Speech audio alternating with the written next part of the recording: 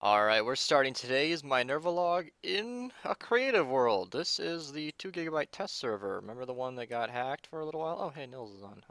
Didn't know that. Okay, so I'm going to talk about Minervopoly. I'm not a person who really believes in spoilers too much, so I like to share everything with you guys. This is what we're working on. It's actually for a grand scheme, kind of a game area. I will save some of that, because some of it's actually really cool. But today we're going to be covering Minervopoly. At first I was going to actually build something in survival, maybe actually do something today, but no, there's way too much going on. So let me explain the basic idea. Obviously, it's Monopoly. If you don't know how Monopoly works, I'm not going to waste video time explaining it. You're going to have to go and just look it up. But the front of the board would kind of look like this if you're playing it. This is Go, and this is where you collect $200. I have something on my mouse pad. The hell off of there. And then here are the different properties. Rubik's grew up with purple. I disagree completely. It's going to be brown. Don't worry, you guys. I'll vote for it. And chicken farm, okay, chicken farm, cow farm. So all the different properties are different areas of Minerva. We've got guardian farm, ice farm, tree farm. Jail is getting banned on the server. We've got the shulker farm, enderman farm. The higher properties are spawn and the ruby center. And then we got the different railroads. This is one of my favorite parts. We've got the west perimeter, east perimeter, south perimeter, and the north perimeter as the different railroads. And I think that's so cool. I mean, okay. I always played the game on my phone with bottom right being go, upper left being free parking. So to me, this would be like south, but these are just petty things. Don't worry about that. And this is kind of how the board would be. You got your player pieces over here, which I don't entirely agree with. I think if you're going to be playing this in game, it needs to be something you can break with your hand or a pickaxe easily. But the idea is you'd place your little player pieces like this, and then for every turn, you'd move to the different properties you roll. And how does the rolling work? Well, you redstone nerds are about to enjoy this. We set up a 6-bit randomizer so that you randomly get an output. See, 1 and 2. These are two different die, by the way. This is not a double-digit number. So you got 4 and 1. You'd move 5 spaces, roll over it again, and you would roll 2 spaces, roll it over it again. You would roll 6 spaces. Did I just get doubles 2 in a row? If I get one more, I'm going to jail. Oh, good. We got a 6 and a 5. See, all right. Now, something about me that you guys might not know. Saying that I play it on my phone might spoil kind of exactly what I'm about to say, and that's that I am a huge Monopoly nerd. I love this game. I have played it for hours on end on my own because I legitimately enjoy playing Monopoly. So when the guys pitched Minervopoly to me, I lost it. Like this is so exciting to me. For example, the bank, which is the villager trading center, we got different carpets representing the different colors of money. Carpets. I mean, it even looks like money when you hold it in your hand. Oh, kinda. But it's like, this is your little money. It's a little bit play pretend for that, but yeah, the properties, we actually decided, and this is where the video is about to get really interesting. I just wanted to give the opening sequence kind of in here so you guys kind of know exactly what's going on, what all of this is for. Actually, before I move on to that, that's going to lead in the next part of the video. I think he emptied these out, but these are the chance and the other cards. I don't remember what they're called. One of them's chance and the other one's something, luck or whatever. And all those cards, we changed all of the names with Minerva stuff. So for example, just a broad example, like you got banned, go to jail, or you were banned from Minerva, go here. And yeah, it's the ban hammer. And then there are things like you were banned, do not pass go, do not collect whatever, or you won a beauty contest, we kept that one the same. I don't know. We figured out parallels for the rest of the server. That was a really bad example, but you'll obviously see those when we release this map or play it in survival. And I'm super excited. So let's move on to the properties. We decided that the properties would be best done by using maps. Honestly, using empty maps. So let's see if I can grab one. Mapa de Blanco, perfect. So this is like what it would look like. You'd have, actually here, facing west, facing north. Okay, so north is always the top, that makes sense, of the map because you have to orient your cards properly. We made a program Alright, so let's start from the beginning. We figured out that I can set these up in GIMP, like 128 by 128 images. Actually, here, let's pull one up real quick, exactly while I'm recording. I think I can pull this off, so let's do monitor capture. Yeah, okay, cool. We're just gonna pull up something real quick. So, we figured out that I can use 128 by 128 images. Let's do properties template. Just opening up GIMP real quick. And then you can see in just a minute here, this is what it looks like. So if I zoom way in and enable the grid, this is what it looks like. So this is exactly what every property in the game would look like. All I got to do is change the color, add the title, and then I can erase individual pixels like so, and then I can make the individual digits that I want. See, now that's a 0, now that's a 0, now that's a 9 with the thing removed. And then I can just carve out any number I want. I have a video on this linked in the description below.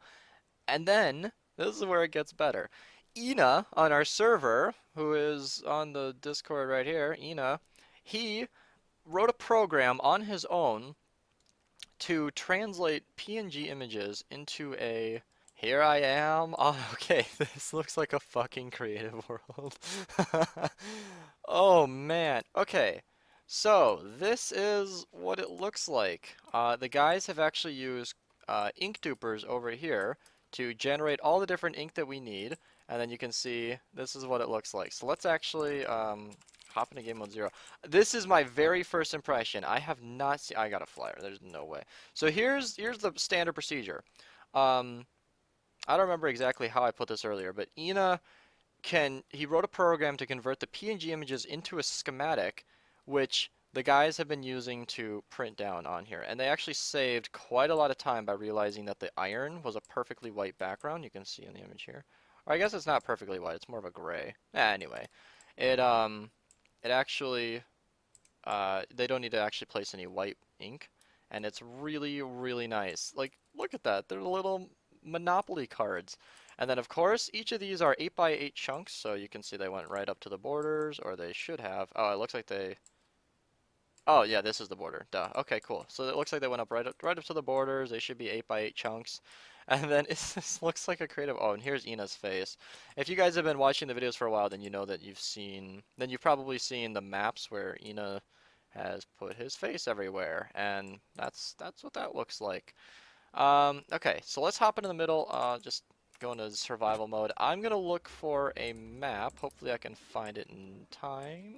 Alright, so Jeff said he's gonna come and bring me a map. If you haven't seen these before, ink dupers are pretty self-explanatory. Let's break that and come up. The server's actually been really glitchy all day today. We're not entirely sure what's wrong, but this is what it looks like. Apparently this is a bad clock. I think you just... Yeah, there we go. And then they make a clock, and then all the ink gets pushed into the corner, and then you can turn it off, and then you collect it all right here. So it's very easy to get quite a lot of this in for quite a short time. I mean, that was just a short demonstration that was over 4 stacks of ink. So it's a really efficient way of getting these. I don't know what to do with all. Obviously, iron is no problem for us. Jeff, thank you for your maps. No worries. So obviously you take the map and then you go over here, like the end city. Boop, right click, and there you go. You have the little end city property. Is that not like the best thing ever?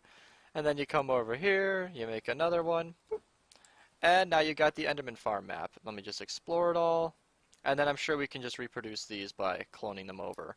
But that is just the wildest thing to me. And then you can obviously, as you saw over there, put them in an item frame, and they just look amazing. This one was a sideways attempt. They didn't realize that, or no, not this one. The other one was a sideways attempt.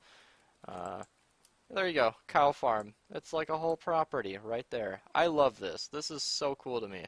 Our dream has already become a reality with the chicken farm over here. Yeah, it's really like holding a property. And then to make the board look a lot better, we can just obviously put them in these little item frames, and you can easily see the properties, and then we'll probably have a wall of these. It'd be nice to have them on the floor, but that's obviously not going to translate as well. But this is how we're doing the cards from Minervopoly. I have to address the obvious concern that a lot of people wouldn't go to this effort. It's just the idea that I I drew these up in GIMP, and now they're just a reality in Minecraft. Like, this is so cool. Huge thanks to Jeff and Ina. I think it was those two. I don't know if anybody helped Jeff, but I know it was I know Jeff was involved, or whatever, I don't know is who I keep talking about. Oh, I don't like miscrediting people, but I know that they placed over 500,000 iron blocks in like a day, or no, like like 400,000 or something. And then they started printing all of these cards, and it looks so good. So yeah, and that's just about all I had to say. This was another talkie episode. I hope you enjoyed me running around the Ruby Center and all over the world, but really, I just wanted to talk about my Minervopoly and how cool it's going to be. I do, in the end, plan to release that as its own video. I want to release it as its own project, its own video. I'm going to give it a proper thing, a world download for you guys to play it. It's going to be completely unique to us in that, like I mentioned, the different cards are going to have references to Minerva and the Minerva players, and it's gonna be a pretty cool game. It's gonna be like proper Monopoly in Minecraft. And you guys saw these maps. Like, this is so cool. I mean, obviously we'll disable the scoreboard on the side because that's kind of in the way. Actually, here, offhand, boom. That's even better. And then you can hold two of them at once. That's just so fucking cool to me. I love this. Um, because right now I'm seeing it in Minecraft for the first time. I'm telling you guys, this is my live reaction. And this was just an idea like a week ago, and now it's already a reality where we can see the different values of the cards. I took them straight from the game, so they're completely accurate. If you drop it on the ground, no, you don't see it. You have to put it in an item frame, and it just looks amazing. But I'm going to have to end the episode here. Hope you guys enjoyed the rundown on Minervopoly and all that it's going to be. Really, I love these cards. It's going to be awesome. I hope you enjoyed this video, this little teaser explaining what we've been up to. And as always, thanks for watching.